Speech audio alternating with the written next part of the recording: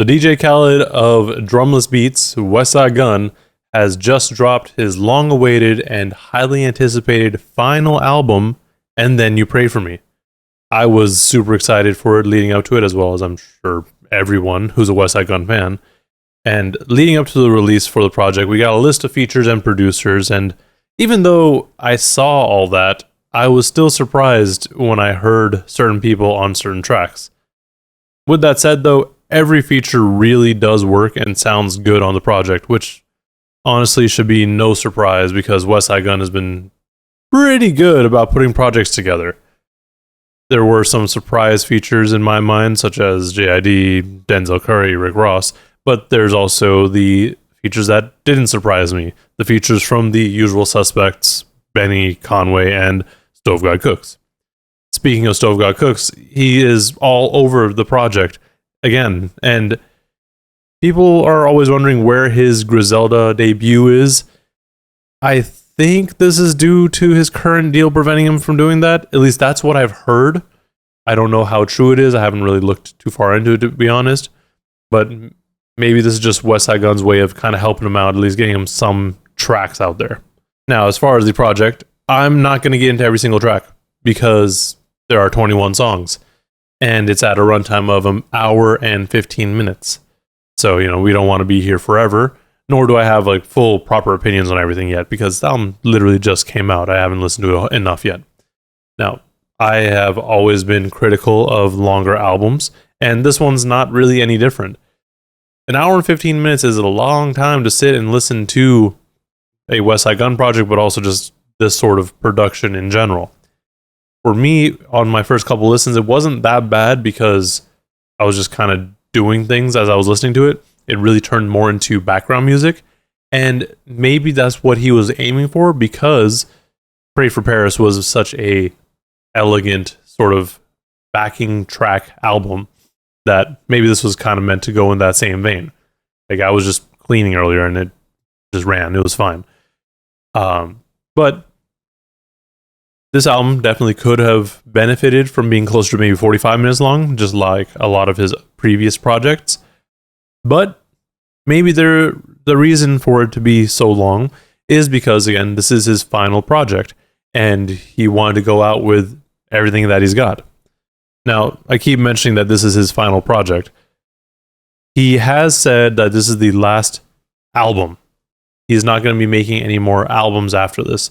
So whenever he puts out music, which is primarily going to be EPs and mixtapes, it sounds like, he may not have the same focus or whatever for it. This also does not mean that he's not going to be doing A&R and production and such for other Griselda members and Griselda friends, but he's just not doing stuff for himself as much anymore. At least that's what it sounds like for now. He's not like retiring or anything. He's just going to take more of a back seat. Now, the album starts off with the typical expected A.A. Rashid intro, Fly God did. And if you needed further proof that Westside Gunn is the DJ Khaled of drumless boom bap beats, look no further than the intro for And Then You Pray For Me, Fly God Did. It's very clearly a play on DJ Khaled's God Did, and right after that, we go immediately into features like JID, Conway, Rick Ross, and the list goes on. He very much pulled together everybody to make another album, just like DJ Khaled does. But this time, it's probably better than what DJ Khaled's been doing in recent years. Now, speaking of JID, Mama's Primetime is the first proper song on the album and does a damn good job of setting the tone. With Pray for Paris, like I mentioned briefly, we got more of an elegant sound to it right out the gate. But this time around, we're kind of expanding on it, it seems. It's still the sound that we've come to love and expect from Westside Gunn, but we're not limiting ourselves just to that more elegant vibe that we got on Pray for Paris. The ID has a great verse here, by the way, and does pretty well on this type of beat. I was not too sure how he would sound here, because the last time we got him on a Griselda beat was Scatterbrain from Conway's album, and that one, had a little bit, it was a sample, it was a soul sample, which is something that Jid does pretty well on. This one was a lot more grimy and drumless than usual. Then after this, we get into Costa's, which features production from Take Heath and verses from the Griselda boys, Benny and Conway. This song, I didn't like when I heard the Take Heath producer tag. I wasn't expecting to like it because this isn't a song that I would expect any of the Griselda boys to sound particularly good on, just because of what you expect Take Heath to do. But this they did their thing.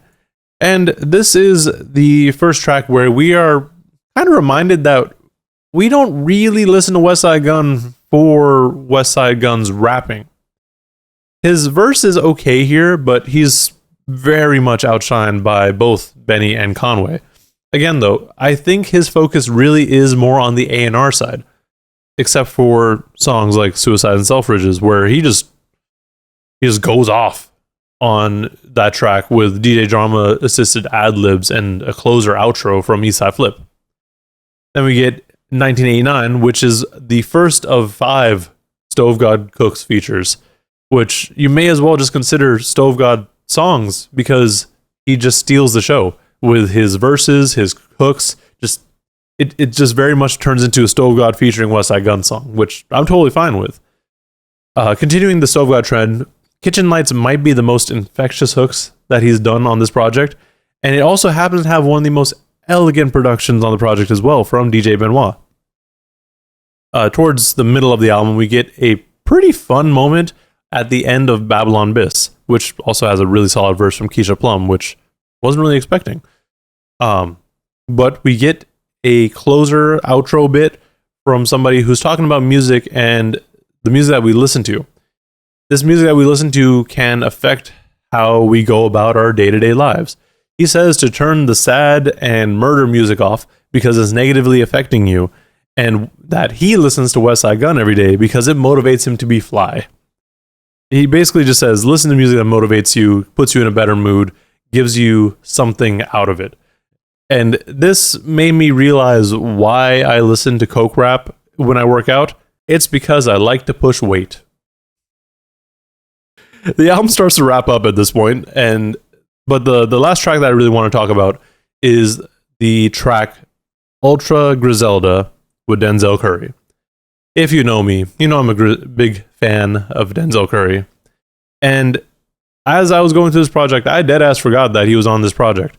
I didn't know that he was going to be here.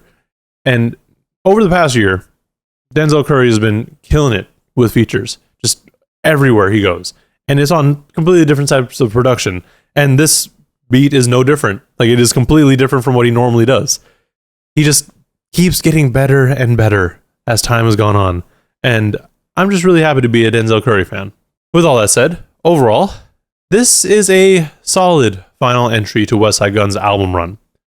Part of me is sad because this is the last proper album that we get from him, but he's done well with his mixtapes in terms of production and quality, so I'm not too concerned, I suppose. And then also, it's important to remember that I think his last official album was Pray for Paris. So in the past 3 years, we've gotten a couple HWH albums, I think 8, 9, and 10. We've gotten some Fly God albums. He stays busy. He keeps putting out music. And, they have varying levels of quality, but we still do get generally good music. Like, X was one of my favorite albums last year, and I still really like it. So I'm not too concerned in that sense. But I am excited to see what he does with others going forward. Because, we got the Rome Streets album already, but we're still waiting on the Stove God Cooks album. I don't know when that's going to come out. Hopefully sooner rather than later. But yeah, he's just been doing good. He's been killing it. And I feel like this is a pretty solid send-off. With all that said, though, let me know in the comments below what you thought of this project and what your favorite tracks are upon your first initial listens. Also, while you're down there, like and subscribe to see more rambling and content like this. Thank you for watching, and please stay safe out there.